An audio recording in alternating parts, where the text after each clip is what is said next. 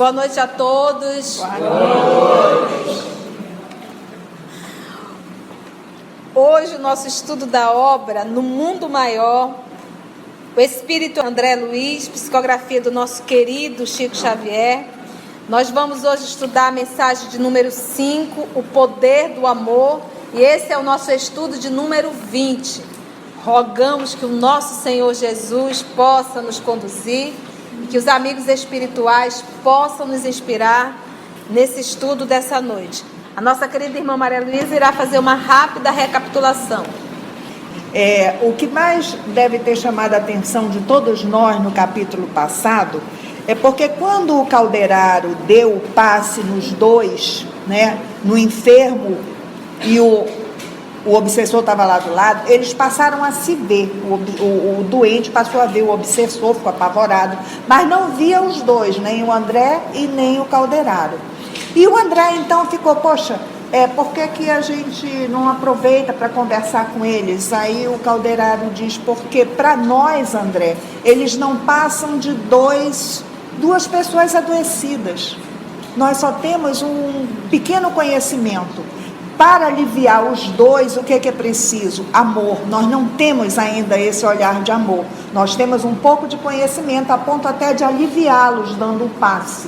Mas não temos o material necessário para ajudá-los necessariamente nessa situação. Isso só a Cipriana, a nossa irmã Cipriana, que vai realmente fazer esse trabalho, que é o que nós vamos iniciar hoje. Nesse gancho da Maria Luísa, é essa frase do próprio Calderaro. Por quê? Se o conhecimento auxilia por fora, o amor socorre por dentro. Exatamente. Então, vamos conhecer Cipriana? Doce de Cipriana, vamos lá. O poder do amor. A mensageira aproximou-se e saudou-nos. Calderaro apresentou-me atenciosamente. Fixou ela o triste quadro e disse ao assistente: qual é o quadro? Vinculado psiquicamente, um agredindo o outro, tamanho ódio. Ela já nesse momento ficou o quê? Triste. Ela não se compadeceu, ela está triste. É a tristeza de ver dois seres se odiando. Então, uma coisa é você se compadecer, que foi o primeiro movimento, André Luiz. Ela se entristeceu, tal qual uma mãe que se entristece de ver o seu filho tomando uma atitude equivocada. Fixou ela o triste quadro e disse ao assistente: felicito-o pelo socorro que nos últimos dias vem prestando aos nossos infortunados irmãos. Agora atacaremos a parte final do serviço, convictos do êxito. Meu esforço, acrescentou o interlocutor humilde, foi quase nenhum, resumindo-se em meros preparativos. Irmã Cipriana sorriu afável e observou: como atingiríamos o fim sem passar pelo princípio? Irmã, o conhecimento pode pouquíssimo, comparado com o muito que o amor pode sempre. Você vai aplicar um passe, você conhece todas as técnicas, sabe como que vibra a imposição das mãos, o primeiro chakra coronário, que ele vai distribuir para os demais chakras. Você sabe toda a informação técnica. Se não houver o amor, pelo menos um tiquinho, de nada vale. Ou vale muito pouco. Então, quando você vai aplicar um passe em que você está verdadeiramente com a vontade, com o desejo, e compadecido, e querendo realmente auxiliar aquela pessoa, olha para ela, sente como se fosse alguém muito amado do seu coração, o movimento é um pouco maior. Entendemos isso? Aí você vai me dizer, existem passes que desvinculam o espírito. Eu já ouvi isso. O passe que desvincula o espírito obsessor do encarnado. Aonde está escrito isso? Se nós estudarmos a obra de André Luiz, ele diz que existe uma lei, que é essa lei da afinidade indestrutível. Quando um espírito, por exemplo, aqui não estão ligados um no outro, eles não estão ligados. Teve como Calderaro desligar, cortar? Não. Quem que vai fazer esse movimento? É a nossa irmã Cipriana, tocando o coração para eles modificarem o pensamento deles, se o quiserem. Ela vai auxiliar com o amor. Vai auxiliar para que haja esse movimento interior, porque não tem nesse processo da lei de afinidade. Para quem estuda com a gente pensamento e vida, lá ficou mais claro ainda. É uma lei, não tem como se cortar, não tem como romper. Ou você muda o seu padrão, ou não tem como você vibrar aqui e alguém vai lá e diz, não, mas vincula ele com esse daqui. É uma lei natural. Toda lei natural é lei divina, é imutável. E a lei da afinidade é uma lei imutável. Dependendo com quem você vai estar afim, você vai estar vinculado. Singular expressão estampou-se na fisionomia da emissária, como se as referências lhe ferissem fundo a modéstia natural, ocultando os méritos que lhe eram próprios, considerou Cipriana. Sabe o Divino Senhor que ainda estou a grande distância da realização que me atribui. Sou frágil e imperfeita, e devo caminhar ainda infinitamente para adquirir o amor que fortalece e aperfeiçoa. Retendo o olhar firmemente sobre o meu companheiro, acrescentou, porque os espíritos superiores é muito comum não aceitarem elogios. Por quê? Porque quando você vai nesse movimento de evolução, que você começa a entender e compreender o bem, você passa a ter consciência o quanto te falta ainda percorrer. Então, nesse movimento de o quanto ainda me falta percorrer, eu passo a ter a consciência que verdadeiramente o nível que eu estou ainda é o princípio. Já o presunçoso não, ele acha que já alcançou tudo. Não se coloca numa posição de espírito superior. Por quê? Porque o parâmetro deles do amor é muito maior. Ele não se compara com o terráqueo. Ele faz uma comparação e aí ele percebe o quão distante ainda está da verdadeira evolução. Retendo o olhar firmemente sobre o meu companheiro, acrescentou: Estamos em cooperação fraternal na obra que pertence ao Altíssimo.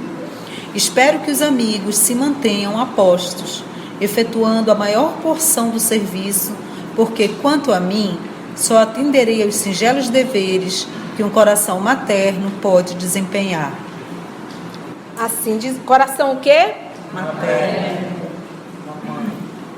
Só atenderei aos singelos deveres que um coração materno pode desempenhar. Ela estaria na condição de mãe.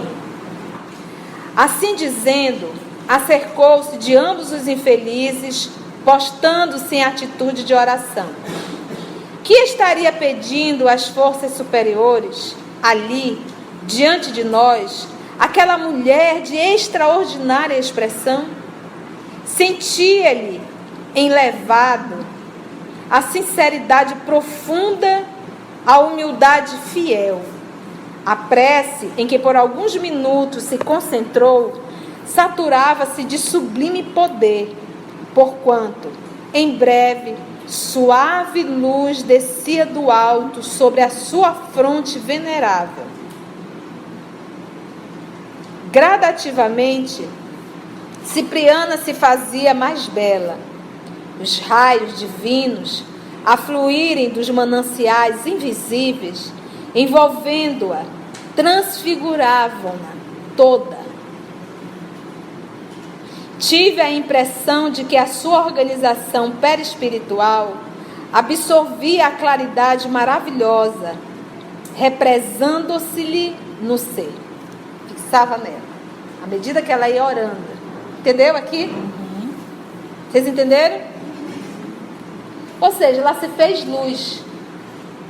Ela se fez luz, era uma luz só. escoado alguns momentos, circundava em torno dela refulgente halo. O que é halo? De quê? De luz em torno dela, cuja santidade senti dever respeitar. Dos olhos, do tórax e das mãos efluíam irradiações de frouxa e suave luz, que não me terrificava assustar, tá bom? A retina surpresa, apesar da luz, aquilo não incomodava a visão dele, entendeu? Estava formosa, radiante, qual se fora a materialização da Madonna de Murilo. Aí tem uma nota, era um pintor espanhol, 1618, desencarnou em 1682. E eu fui pesquisar para verificar a imagem, ainda não conheço, fui ver, e realmente a imagem como se fosse Nossa Senhora e grande luz em torno. Em milagrosa aparição, perante a sua personalidade transfigurada, quase me prosternei, tal a comoção daquele minuto inesquecível, quase que ele se ajoelha. Então, se nesse momento tem alguém desdobrado, no momento do sono, ele vai voltar e vai dizer que viu quem? Nossa Senhora. Entendeu?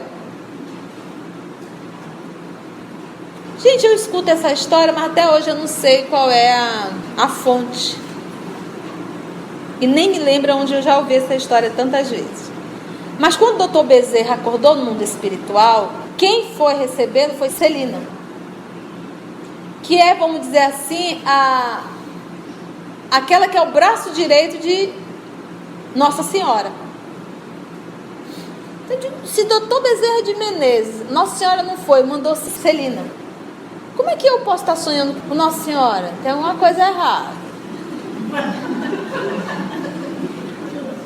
Então, esses espíritos iluminados, sendo mulher, a pessoa já rotula que é quem? Fica a dica, hashtag. Nenhum olhar nos dirigiu, quiçá por humildade, no desejo de ocultar a elevada posição que desfrutava. Porque no momento que ela foi orando, que ela começou a orar, que ela foi elevando seu pensamento de amor, o desejo de ajudar aquelas duas criaturas, ela foi se iluminando. E diz o André, que diz assim, ela nem olhava pra gente, que era para não nos humilharmos, entendeu? Dizer, olha como eu brilho. Ela ali estava quietinha e ficou. E aí nos lembra o nosso Senhor Jesus, fazei brilhar a vossa luz. Estendeu as mãos para os dois desventurados, atingindo-os com o seu amoroso magnetismo. E notei, assombrado, que o poder daquela mulher sublimada lhes modificava o campo vibratório. Só a presença dela mudava o campo de vibração. Por quê? À medida que ela tomava proporção, o brilho, a grandiosidade dela ali, a grandiosidade moral, já despertava neles o quê? O amor. Porque eles estão achando que é Maria. Porque, gente, a nossa origem é divina. A nossa natureza é de ordem divina. Eles estão apenas, infelizmente, escolheram o caminho errado. Mas o Deus interno está lá dentro. Então, naquele movimento de ver o amor, já fez com que eles começassem a parar e se sentirem amados. Por quê? Uma coisa é ser visitado por um capeta. A outra coisa é você ser visitado por um espírito dessa hierarquia e você já se sente o que nesse momento? Amado, lembrado. Já faz um movimento na cabecinha deles, no pensamento, já muda. Isso já foi suficiente. Nós vimos isso no encontro do livro há 2000 anos, quando o senador se deparou com a figura majestosa do nosso Senhor Jesus. Então, olha só, o poder daquela mulher sublimada lhes modificava o campo vibratório. Sentiram-se ambos desfalecer, sensação de desmaio, oprimidos por uma força que os compelia à quietação. Entreolharam-se com indizível espanto, experimentando o respeito e o temor, presas de comoção irreprimível e desconhecida. Não tinha como segurar as pernas que estavam tremendo, o coração que estava descompassado.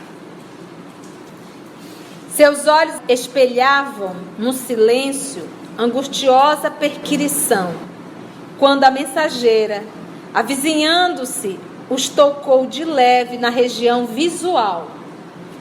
Reparei de minha parte que ambos registraram abalo mais forte e indisfarçável, como se tivessem pego assim um choque. Reconhecendo o poder divino de que era dotada, a emissária, notei que o enfermo, parcialmente liberto do corpo, e o perseguidor implacável passaram a ver-nos com indescritível assombro, porque até o prezado momento eles dois não estavam vendo André Luiz e nem Calderaro. Todo o trabalho estava sendo feito e eles não estavam percebendo. Um porque está encarnado, só que nesse momento ele está no momento do sono e está desdobrado. Então está os dois em espírito. E o outro já está desencarnado, que foi inclusive a vítima, né? A vítima desse que ainda está encarnado. Entenderam? Um está encarnado e o outro está desencarnado. Por que está os dois no mundo espiritual? Porque um está desdobrado no momento do sono. Fala, filha. Ele não consegue visualizar por conta dessa simbiose de pensamento focado na... E por conta também do padrão vibratório, moral mesmo. A conduta moral, a vibração não dá para enxergar. Entendeu? Então, aí nesse momento, o que ela fez? Ela aplicou algum magnetismo nos olhos. Lembra que ele disse ainda há pouco? Colocou as mãos sobre os olhos. A partir desse momento, eles passaram a ver. A mesma coisa acontece encarnado, por exemplo. No fenômeno da aparição, a aparição é você viu uma vez um caso isolado do espírito, e viu mesmo. Então aquilo dali, com certeza você deve ter recebido algum tipo de uma ação, de uma interferência espiritual, com permissão do Pai, não pensa, para você enxergar aquele quadro específico. Tanto é que nunca mais você enxergou. Entendeu? É mais ou menos isso. Então ela realizou essa ação sobre eles. A partir daí passou a enxergar Calderaro, André Luiz e Cipriano. Entendemos, gente? Passaram a ver-nos com indescritível assombro. Gritaram violentamente, André contando, empolgados pela surpresa, e por julgar cada um de nós o que vê através do prisma de conhecimentos adquiridos. Então o que eles achavam? Cuidaram, imaginaram, né? Fossem visitados pela excelsa Mãe de Jesus. Definiam o ambiente em harmonia com as noções religiosas que o mundo lhe inculcara.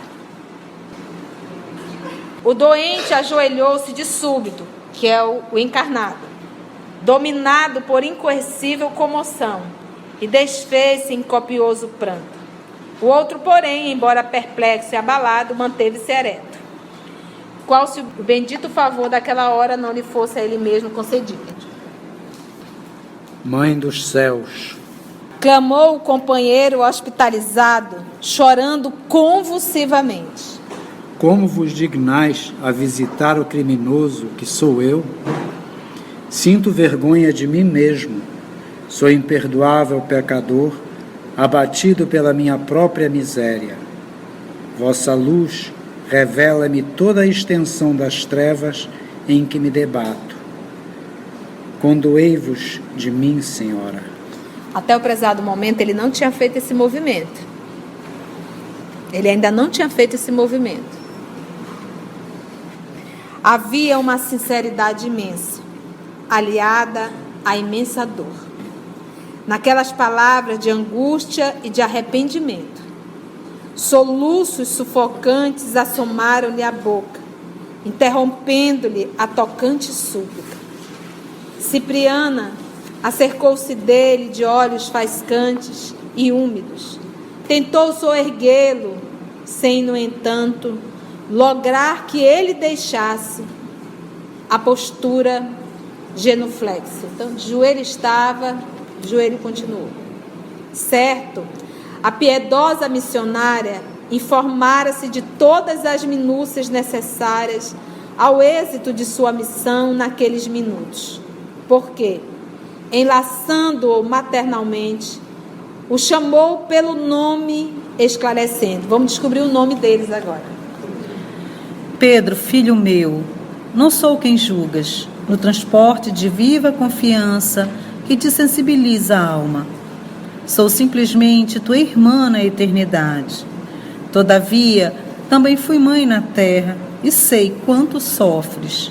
Olha, Pedro, filho meu. Pronto. Já, ainda mais o Pedro, que é extremamente carente de pai e de mãe. Chamou o filho, pronto, amoleceu tudo. E essas palavras dela não são perdidas. Filho meu. E ela já diz que não sou quem julga, ou seja, não sou Maria. O interpelado ergueu os olhos súplices, fitando-a através de espesso véu de lágrimas. Embora visivelmente animado pelas declarações ouvidas, manteve-se em posição reverente e humilde. Matei um homem. Exclamou, desabafando-se. A mensageira afagou-lhe o rosto, banhado em pranto, e acrescentou: Sei disto. Decorrido alguns instantes em que dividia o carinhoso olhar entre o interlocutor e o verdugo, contido pelo respeito à reduzida distância, dirigiu-se ao doente de maneira intencional, de modo a se fazer ouvida pelo companheiro vingador. Por que destruíste, Pedro, a vida de teu irmão? Como te julgaste com forças e direito para quebrar a harmonia divina? Deixando perceber que lhe ouvia os pensamentos mais íntimos, prosseguiu.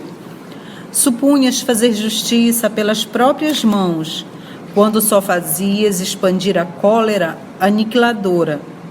Por que razão, meu filho, pretendeste equilibrar a vida provocando a morte? Como conciliar a justiça com o crime, quando sabemos que o verdadeiro justo é aquele que trabalha e espera no Pai, o supremo doador da vida? Faz muito tempo has perpetrado o homicídio, presumindo liquidar escabroso débito a jorros de sangue.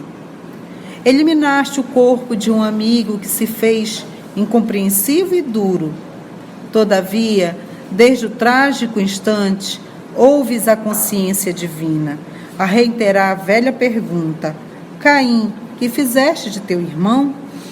Tens vivido desarvorado e desditoso, de alma grilhoada à própria vítima, aprendendo que o mal jamais se coadunará com o bem e que a lei cobra dobrados tributos àquele que se antepõe aos seus ditames sábios e soberanos. Destruístes a paz de um companheiro e perdeste a tranquilidade própria. Suprimiste-lhe o veículo físico, mas perambulas algemado ao teu, sentindo o qual pesado fardo. Cuidavas ministrar o direito a ti mesmo e entortaste o destino, imprimindo perigosa curva ao teu caminho, que poderia ser retilíneo e iluminado. Temendo a ti próprio, por te sentires delinquente em toda parte, buscaste refúgio no trabalho atabalhoado e mecanizante. Conseguiste dinheiro que nunca te pacificou o ser. alcançaste culminante posição social entre os homens, dentro da qual, contudo, te sentes cada vez mais triste e mais desamparado. Como não te ocorreu, Pedro, a oração santificante? Como não te penitenciaste diante da vida, humilhando-te aos pés da tua vítima, no sincero e real propósito de regeneração? Preferiste a corrida louca, em pós das sensações externas, a fuga para a região do ganho material, a transitória ascensão para posições de domínio enganoso. Aterrorizado, tentar-te escapar ao tribunal íntimo, onde o poder espiritual te exprobava o condenável procedimento. E ela vai embora falando, nós vamos parar para comentar, tá bom? Lombo tá pronto? Então vamos nesse momento nos colocar na posição do Pedro, tá? Eu fui morar na casa de um homem. Esse homem, ele me utilizou como um funcionário, não como um filho, uma vida inteira. Isso era muito comum. As meninas às vezes vinham do interior, em troca às vezes de um prato de comida, de estudar, e ficava dentro de uma casa, mas em verdade trabalhando, e em troca recebia a casa e o horário para estudar. Então, durante um bom tempo isso existia. Então foi mais ou menos esse movimento. O que Pedro fez na vida adulta? Ele decidiu cobrar. Ele foi lá com um cidadão e disse assim: olha, você terá que me pagar por todo esse tempo de trabalho. E ele estipulou uma soma. E o senhor lá achou por bem não pagar. Acabaram discutindo e ele matou o cidadão. Cometeu o assassino. Caim, o que fizestes a teu irmão Abel? E ele acabou pegando uma soma, que ele achava que era dele, aquela soma. Os demais ele deixou e fez todo o movimento para fazer o velório, o enterro, e deu todo aquele apoio. Só que ele não conseguiu ter paz, porque essa culpa ele carregava dentro dele. Porque a lei está gravada na consciência e ninguém foge dela. Baseado nessa informação, vem Cipriano agora evangelizar essa alma com amor. Supunhas fazer justiça pelas próprias mãos. O cidadão estava errado? Estava. Cabia a ele fazer a justiça? Por isso que a lei de Deus é lei de amor, justiça e caridade.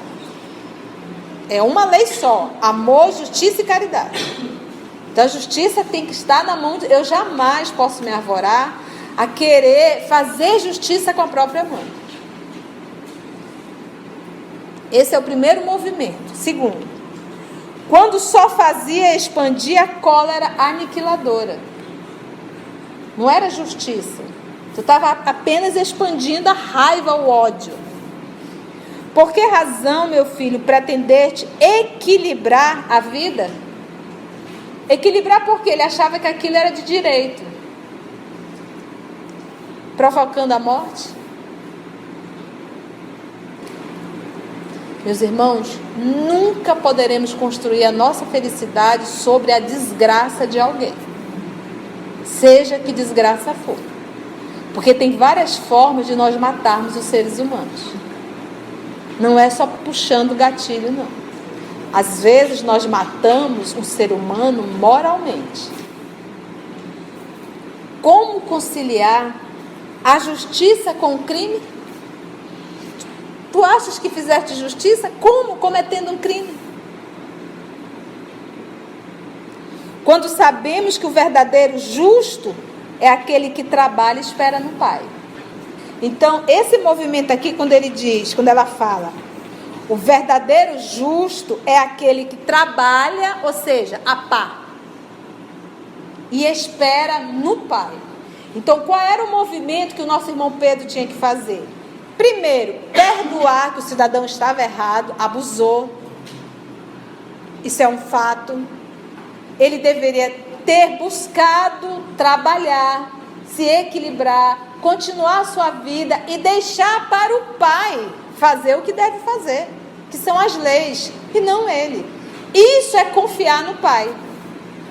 Isso é realizar o dever. Então, meus irmãos, se você sofre uma injustiça, ou sofreu uma injustiça, sofreu algo que você acha que você pode ir lá, larga de mão, continua o teu trabalho no bem e deixa que o tempo vai tomar as atitudes necessárias. Não cabe a nós fazer isso. A nós o movimento é do perdão. Por quê? Se eu confio no pai, eu tenho certeza que se ele... Porque, gente, isso pode ser uma aprovação para Pedro. Qual é a aprovação? Justamente ser órfão, criado por alguém que, de certa forma, apenas escravizou. Quem me garante que isso pode ser uma aprovação, mas também pode ser uma expiação? Quem sabe Pedro já não fez até pior. Entendemos isso? Então esse é o movimento de quando nós estivermos em uma situação difícil, nós pararmos para pensar no quê? Toca a tua vida. Primeiro, o que não cabe a mim está perdoando. Quem sou eu para perdoar? A, B ou C? Cada um é um com a sua consciência. O movimento que nós temos que fazer, não é dizer, eu te perdoo, viu? Te perdoo. Isso é um ato de orgulho e vaidade. O movimento que nós temos que fazer é o quê? Não desejar mal, não fazer o mal, e se tiver oportunidade de ajudar essa pessoa que está morrendo, você vai lá e ajuda. Esse é o nosso movimento. E não chegar lá e eu te perdoo. Isso é da boca para fora quase sempre. É um movimento interno, entendeu? Por isso é que ela diz, o verdadeiro justo é aquele que trabalha e espera no Pai.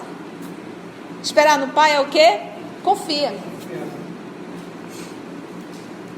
O supremo doador da vida. Ela faz até a pergunta para ele. Faz muito tempo has perpetrado o homicídio. Faz muito tempo. Presumindo liquidar escabroso débito a jorros de sangue. Eliminar-te o corpo de um amigo que se fez incompreensível e duro. Olha como ela fala da vítima. Como que? Amigo. Amigo. Que era um amigo que? Incompreensível. E duro. Todavia, desde o trágico instante, ouves a consciência divina a reiterar a velha pergunta, abre aspas, citando Gênesis, Caim, que fizeste de teu irmão? Porque a lei está gravada na nossa consciência. Quando a gente fala assim, a lei está gravada na consciência, a gente sempre faz esse movimento. Se ela está gravada aqui, por que eu não realizo a lei? Por que eu não cumpro a lei? A lei, ela está na minha consciência, mas ela não é uma imposição. Ela é uma conquista. Ela é um entendimento. Para isso temos o livre-arbítrio. Mas, como ela está gravada em mim, o ato de realizar, ela não está em mim gravada, eu já vou sofrer as consequências do resultado dessa minha atitude pautado dentro dessa lei. Porque ela está gravada em mim. Eu não preciso ir lá no juiz para contar a minha história e aguardar dele a sentença. Porque o juiz já está em mim. E eu não tenho como fugir. Ninguém soube do assassinato. Mas a pessoa principal sabe a quem? Tens vivido desavorado e desditoso, de alma agrilhoada, presa à própria vítima, aprendendo que o mal jamais se coadunará. Esse coadunará é como se fosse compensar, tá? Combinar. combinar, vamos ao termo combinar.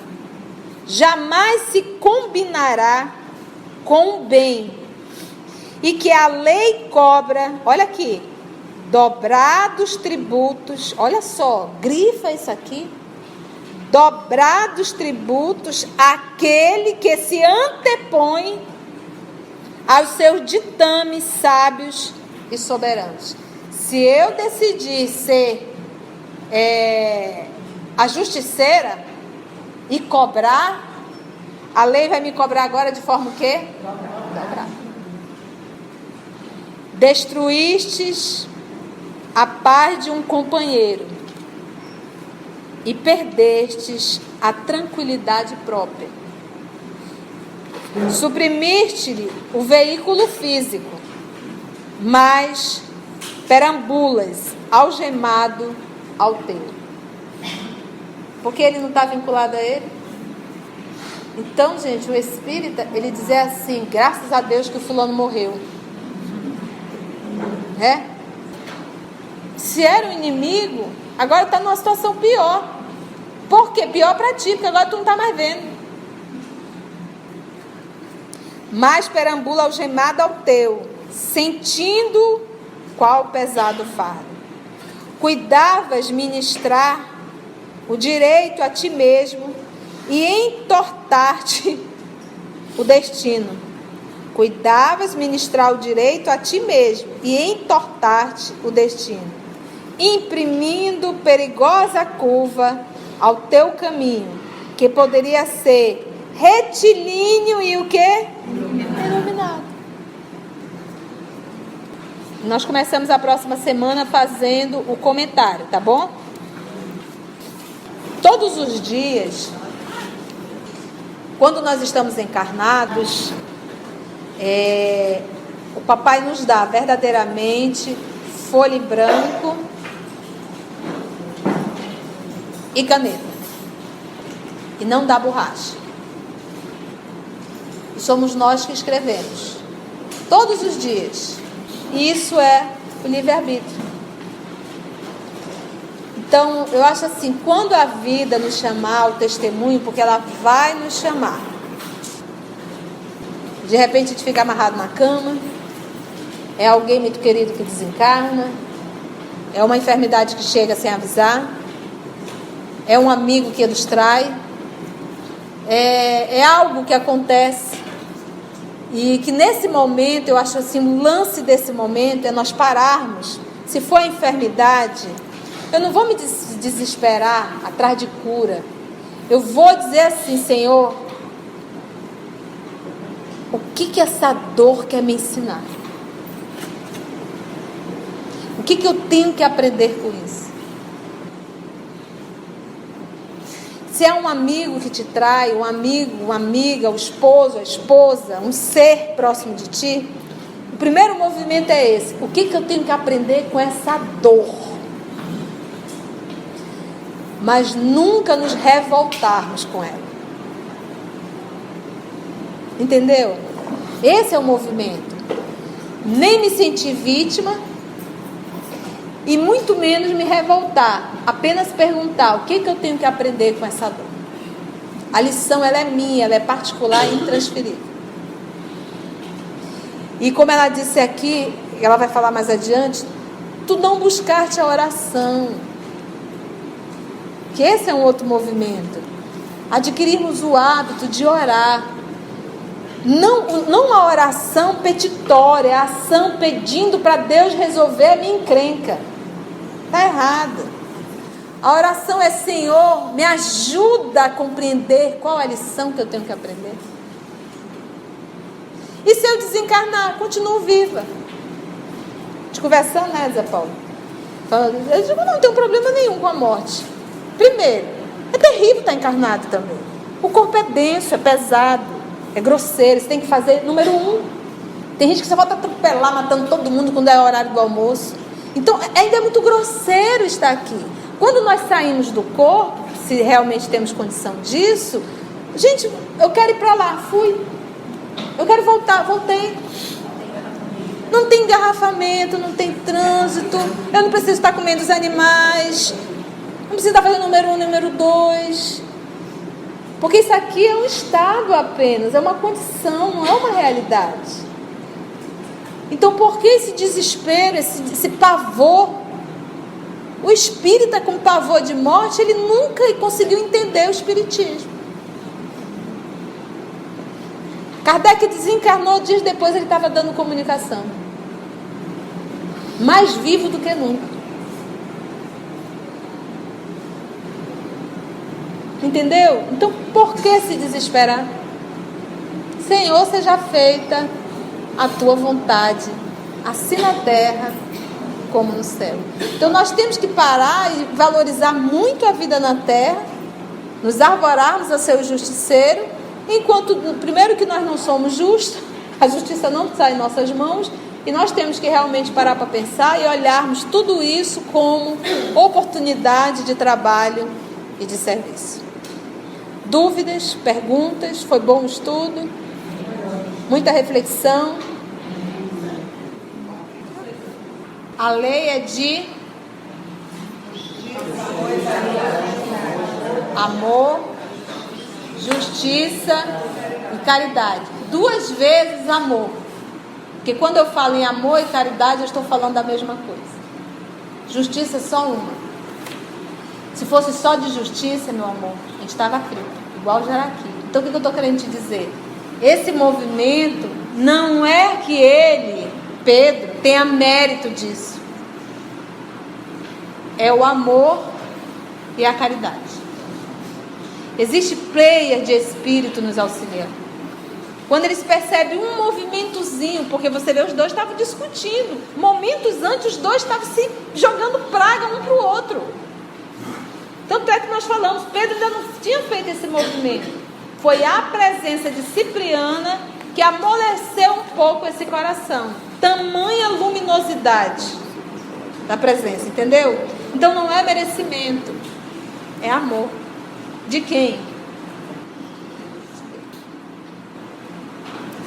Só o fato de estarmos encarnados, isso já é um movimento de muito amor. Todos nós aqui, a gente olha um para o outro, a gente parece gente do bem.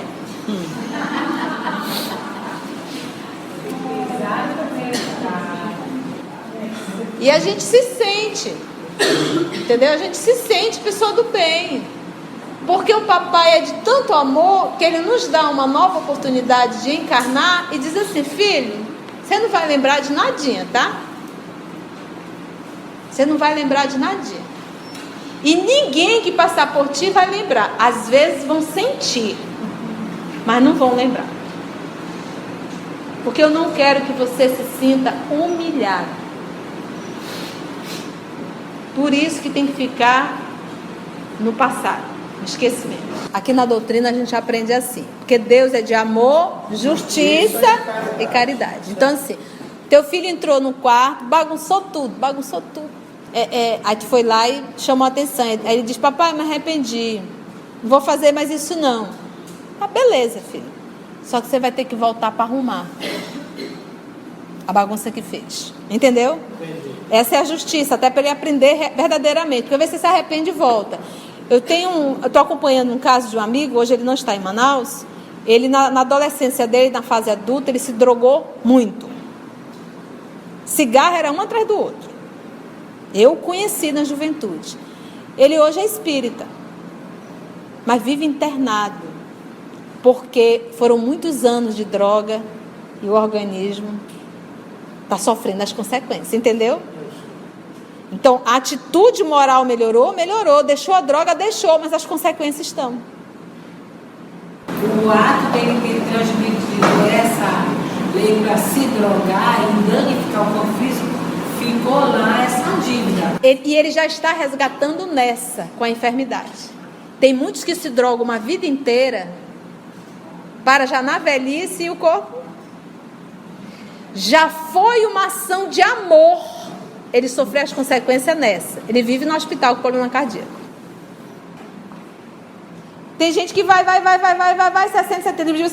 Meu avô fumou até 85 anos, não tinha nada no pulmão. Que pena que ele não tinha nada no pulmão. Porque as marcas estão ainda no... Entendeu? Corpo não é nosso, é um empréstimo, nós vamos ter que prestar conta. Vamos orar? Agradecer a Jesus esse banquete que nos foi dado, não é verdade? Divino amigo Jesus, amor de nossa vida, queridos amigos espirituais aqui presentes, nossa alma sente, percebe a presença de vocês, o cuidado com cada um de nós, a atenção reservada a cada um de nós, a inspiração que nos foi dada, a assistência recebida, todo esse movimento, Senhor Jesus, é um movimento de amor, é um movimento de aprendizado, mesmo ainda aqui na carne, é um novo chamado para que possamos modificar as nossas atitudes, Jesus.